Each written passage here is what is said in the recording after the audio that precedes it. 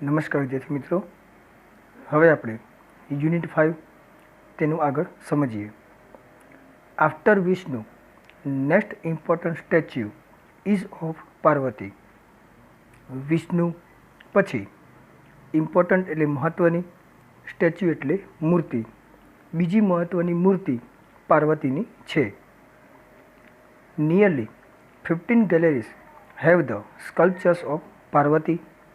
Nearly એટલે કે આશરે અથવા લગભગ 15 જેટલી ગેલેરીમાં પાર્વતીની શિલ્પકૃતિઓ આવેલી છે.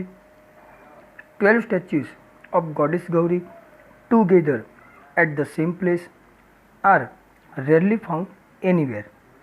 તો જોઈએ, ગોડેસ ગૌરી, ગૌરી માતાની 12 મૂર્તિઓ ટુગેધર એક સાથે, સેમ પ્લેસ એક જ જગ્યાએ, રેરલી ફાઉન્ડ એનીવેર, એનીવેર બીજે ક્યાંય, રેરલી ફાઉન્ડ ભાગ્યે જોવા મળે છે. રેરલી ફાઉન્ડ એટલે ભાગ્યે જ મળી આવવું. ફરીવાર વાક્ય જોઈશું. ગૌરી માતાની 12 મૂર્તિઓ એક સાથે એક જ જગ્યાએ બીજે ક્યાંય ભાગ્યે જ જોવા મળે છે. The sun temple of Modhera has it. મોઢેરાનું સન ટેમ્પલ સૂર્ય મંદિર હેઝ ઇટ તેમાંનું એક છે. મોઢેરાનું સૂર્ય મંદિર તેમાંનું એક છે. This vav has also all the 12 statues of Gauri namely. વાક્ય સમજીએ. આ વાવમાં પણ ગૌરી માતાની 12 મૂર્તિઓ આવેલી છે, જેના નામ છે નેમલી એટલે નામ થશે. હવે એ 12 મૂર્તિઓના નામ આપેલા છે, જોઈશું આપણે. ઉમા, પાર્વતી, ગૌરી, લલિતા, શ્રેયા, કૃષ્ણા, મહેશ્વરી, રંભા, સાવિત્રી, ત્રિશંદા, તોતલ અને ત્રિપુરા. ત્યારબાદ આગળ જોઈશું. Besides there are many statues of gods and goddesses such as. સમજીએ. બિસાઇડ્સ એટલે તદુપરાંત, ગોડ્સ એન્ડ ગોડેસીસ દેવી દેવતાઓની, મેની સ્ટેચ્યુઝ ઘણી બધી મૂર્તિઓ પણ આવેલી છે. સચ એઝ જેવી કે, તેના નામ આપેલા છે તે આપણે એકવાર સમજીશું. ગણેશ, અગ્નિ, વાયુ, સૂર્ય, ભૈરવ, ચામુંડા, બ્રહ્મા, ઇન્દ્ર, ઇન્દ્રાણી, વૈષ્ણવી, વારાહી, મહાલક્ષ્મી, કુબેર વગેરે એટસેટ્રા એટલે કે વગેરે. ત્યારબાદ હવે આગળ સમજીશું. There are also some of the rare sculptures of gods. Gods એટલે દેવોની, some of the rare sculptures કેટલીક વિરલ મૂર્તિઓ પણ આવેલી છે. રેર એટલે કે વિરલ અથવા તો ભાગ્યે જ જોવા મળતી. Here one can find the statue of lord Buddha with 4 hands. Here એટલે કે અહીંયા, કેન ફાઇન્ડ જોઈ શકાય છે. કઈ કઈ મૂર્તિઓ? તેમાં પહેલી મૂર્તિ છે વિથ 4 હેન્ડ્સ, 4 હાથવાળા લોર્ડ બુદ્ધ, ભગવાન બુદ્ધની મૂર્તિ. મિત્રો, આ શબ્દ આપણે યાદ રાખીશું. સ્ટેચ્યુ એટલે કે મૂર્તિ, આ શબ્દ વારંવાર આવશે. The statue of Ram with sword and shield. તેમાં સમજીશું. સ્વોર્ડ એટલે તલવાર, શિલ્ડ એટલે ભાલો. તલવાર અને ભાલો ધારણ કરેલા રામની મૂર્તિ. The statue of sun in form of તપસ્વી. તો ઇન ફોર્મ ઓફ તપસ્વીના રૂપમાં સૂર્યની મૂર્તિ. The statue of Shiv with beads in his hand. તો with beads in his hand હાથમાં મણકો ધારણ કરેલા. બીડ્સ એટલે કે મણકો અથવા તો પારો. હાથમાં મણકો ધારણ કરેલા શિવની મૂર્તિ. The statue of Parshuram with soft and gentle expression rather having hard and stern look. તો છેલ્લેથી સ્ટાર્ટ કરીશું. હાર્ડ એટલે કઠોર અને સ્ટર્ન એટલે કે ક્રોધિત. કઠોર અને ક્રોધિત દેખાવને બદલે રીધર હેવિંગનો અર્થ થશે ને બદલે. સોફ્ટ એન્ડ જેન્ટલ એક્સપ્રેશન કોમળ અને સૌમ્ય સ્વભાવવાળા પરશુરામની મૂર્તિ. આખું જોઈશું. કઠોર અને ક્રોધિત દેખાવને બદલે કોમળ અને સૌમ્ય સ્વભાવવાળા પરશુરામની મૂર્તિ વગેરે જેવી મૂર્તિઓ આવેલી છે. એટસેટ્રા એટલે વગેરે. તો આ જે વિરલ મૂર્તિઓ છે તેના કેટલાક ઉદાહરણ છે. ફરી એક વાર સમજીએ. 4 હાથવાળા ભગવાન બુદ્ધની મૂર્તિ, પછી તલવાર અને ભાલો ધારણ કરેલા રામની મૂર્તિ, તપસ્વીના સ્વરૂપમાં સૂર્યની મૂર્તિ, હાથમાં મણકો ધારણ કરેલા શિવની મૂર્તિ, કઠોર અને ક્રોધિત દેખાવને બદલે કોમળ અને સૌમ્ય સ્વભાવવાળા પરશુરામની મૂર્તિ વગેરે આવેલી છે.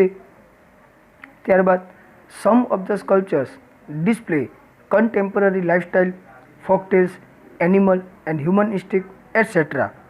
તો સમ ઓફ ધ સ્કલ્પચર્સ કેટલીક શિલ્પકૃતિઓ કન્ટેમ્પરરી લાઇફસ્ટાઇલ સમકાલીન જીવનશૈલી, ફોકટેલ્સ લોકકથાઓ, એનિમલ એન્ડ હ્યુમન ઇન્સ્ટિંક્ટ પ્રાણી અને માનવ જીવન વગેરે ડિસ્પ્લે એટલે કે દર્શાવે છે અથવા રજૂ કરે છે.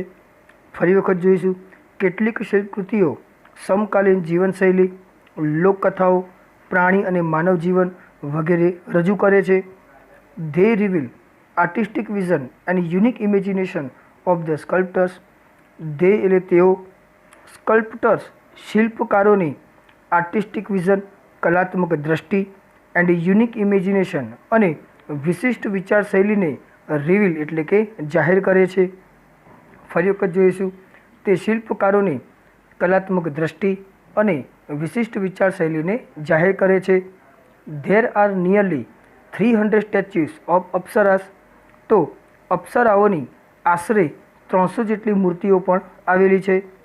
The sculptors presented a vast range of emotions and feelings on the faces of the apsaras.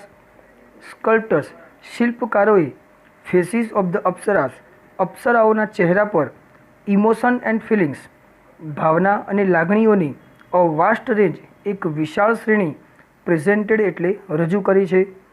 શિલ્પકારોએ અપ્સરાઓના ચહેરા પર ભાવના અને લાગણીની એક વિશાળ શ્રેણી રજૂ કરી છે. They display variety of different moods and situation. તેઓ ડિફરન્ટ મૂડ જુદા જુદા સ્વભાવ એન્ડ સિચ્યુએશન અને પરિસ્થિતિ ડિસ્પ્લે એટલે દર્શાવે છે. ત્યાર પછીનું paragraph. Most of them present Vishnu in his 10 different avatars. Most of them તેમાંની એક પ્રેઝન્ટ એટલે હાલના સમયમાં વિષ્ણુ ભગવાનની 10 ડિફરન્ટ અવતાર્સ જુદા જુદા 10 અવતારોવાળી મૂર્તિ છે. The most attractive sculptors are those of તેમાંની મોસ્ટ એટ્રેક્ટિવ સૌથી વધુ આકર્ષક શિલ્પકૃતિઓમાં તેના નામ આપેલા છે. વરા, વામન, નરસિંહ, રામ, કલ્કી અને મહિષાસુર મર્દિની છે. The apsaras with 16 different makeup styles add to the grace of these unmatched structure. તો એમાં જોઈએ વિથ 16 ડિફરન્ટ મેકઅપ સ્ટાઇલ, 16 જુદી જુદી મેકઅપ સ્ટાઇલ એટલે કે શૃંગાર શૈલીવાળી અપ્સરાઓ ધીસ અનમેચડ સ્ટ્રક્ચર આ અતુલનીય સ્થાપત્યની ગ્રેસ એટલે સુંદરતામાં એડ એટલે કે ઉમેરો કરે છે અથવા વધારો કરે છે. આખું વાક્ય જોઈએ. 16 જુદી જુદી શૃંગાર શૈલીવાળી અપ્સરાઓ આ અતુલનીય સ્થાપત્યની સુંદરતામાં ઉમેરો કરે છે. The stepwell also focuses on the holiness of water and its great significance in Indian culture. તો આ જોઈએ. સ્ટેપવેલ એટલે આ વાવ. ઇન્ડિયન કલ્ચર ભારતીય સંસ્કૃતિમાં હોલીનેસ ઓફ વોટર પાણીની પવિત્રતા પર એન્ડ ઇટ્સ ગ્રેટ સિગ્નિફિકન્સ અને તેની ભવ્ય સુંદરતા પર ફોકસીસ એટલે ધ્યાન કેન્દ્રિત કરે છે. ત્યાર પછીનો paragraph. The vav is the most developed, elaborate and ornamented example of submerged architecture.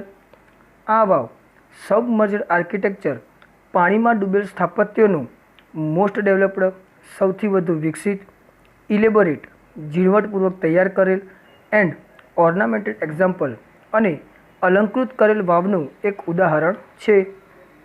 આખું વાક્ય ફરીવાર જોઈએ.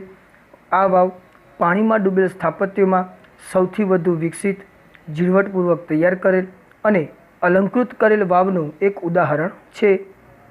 It shines the glory of development of stepwells in India. તે ઇન્ડિયા એટલે ભારતમાં ડેવલપમેન્ટ ઓફ સ્ટેપવેલ વાવોના વિકાસની ગ્લોરી એટલે ભવ્યતા, શાઇન એટલે દર્શાવે છે. તે ભારતમાં વાવોના થયેલા વિકાસની ભવ્યતા દર્શાવે છે. These vav is large and complex type of step well. આ વાવ લાર્જ એટલે વિશાળ એન્ડ કોમ્પ્લેક્સ ટાઈપ અને જટિલ પ્રકારની વાવ છે. It has ornamented panels of sculptures. તેની શિલ્પકૃતિઓ પર ઓર્નામેન્ટેડ પેનલ્સ અલંકૃત કરેલી તકતીઓ આવેલી છે. જે નામ લખેલા હોય શિલ્પકૃતિઓના એ કેવા છે? અલંકૃત કરે એટલે કે પથ્થરો ઉપર કોતરણીવાળા નામ આવેલા છે. It lay buried under the mud due to flood first and then vanishing of the river Saraswati. તો પહેલાં જોઈશું ફર્સ્ટ એટલે પહેલાં તો, ડ્યુ ટુ ફ્લૂડ પૂરને કારણે, it lay buried under the mud તે કાદવની નીચે બરીડ એટલે કે દટાયેલી રહી હતી. સૌ પ્રથમ પૂરને લીધે તે કાદવની નીચે દટાયેલી રહી હતી. એન્ડ ધેન અને ત્યારબાદ સરસ્વતી નદીમાં અદૃશ્ય થઈ ગઈ. વેનિશિંગ એટલે અદૃશ્ય થવું. It was hidden under the layers of silt for almost 7 centuries. તે આશરે 7 સેન્ચુરીઝ 7 સદીઓ સુધી under the layer of silt કાદવની નીચે હિડન એટલે છુપાયેલી રહી. તે આશરે 7 સદીઓ સુધી કાદવની નીચે છુપાયેલી રહી. The archaeological survey of India, જેનું ટૂંકું નામ છે ASI, took a great care two preserve this structure. તો ભારતીય પુરાતત્વ વિભાગે, જેને ટૂંકમાં આપણે ASI કહીએ છીએ, આ સ્થાપત્યની સુરક્ષા માટે ટુક અ ગ્રેટ કેર ખૂબ જ કાળજી લીધી છે. આખું વાક્ય જોઈશું. ભારતીય પુરાતત્વ વિભાગે આ સ્થાપત્યની સુરક્ષા માટે ખૂબ જ કાળજી લીધી છે. ત્યારબાદ in February 2013 ASI nominated this vav for the world heritage site. તો ફેબ્રુઆરી 2013માં ASIએ આ વાવને વૈશ્વિક વારસા તરીકે નામાંકિત કરી. નોમિનેટેડ એટલે નામાંકિત કરવું. with the excellent teamwork by the ASI and the state government of Gujarat, it got recognition by the UNESCO. તો જોઈએ છેલ્લા બે શબ્દો છે ASI અને સ્ટેટ ગવર્મેન્ટ ઓફ ગુજરાત અને ગુજરાત રાજ્ય સરકારના એક્સિલન્ટ ટીમવર્ક ખૂબ જ સફળતાપૂર્વક કાર્યથી તેને યુનેસ્કો દ્વારા માન્યતા આપવામાં આવી હતી. રેકોગ્નાઇઝન એટલે માન્યતા આપવી. તો મિત્રો આ પાઠ અહીં પૂર્ણ થાય છે. હવે જે તમારે એક્સરસાઇઝમાં લખવાનું છે તેના વિશે થોડીક વાત કરી લઈએ. સૌપ્રથમ તમારે અહીં જે ગ્લોસરી આપેલી છે તમારી ટેક્સ્ટબુકમાં તે તમારે સારા અક્ષરે લખવાની છે. ત્યારબાદ જે અહીં તમને એક્સરસાઇઝમાં વોકેબ્યુલરીમાં આ જે V2 છે તે V2 પ્રશ્ન લખવાનો છે. આ V2 લખવાનું છે. ત્યારબાદ V3 તેની અંદર તમારે વિરોધાર્થી શબ્દો ટીક કરવાના છે, MCQમાં આપેલા છે. ત્યારબાદ C2 તેમાં જે 1 થી 9 પ્રશ્નો આપેલા છે તે પણ તમારે લખી દેવાના છે. તો મિત્રો આ તમને PDF સ્વરૂપે આપવામાં આવશે. જે લેસન તમારે ઇંગ્લિશની નોટબુકમાં યુનિટ 5ની અંદર લખવાનું છે. ખૂબ ખૂબ આભાર મિત્રો.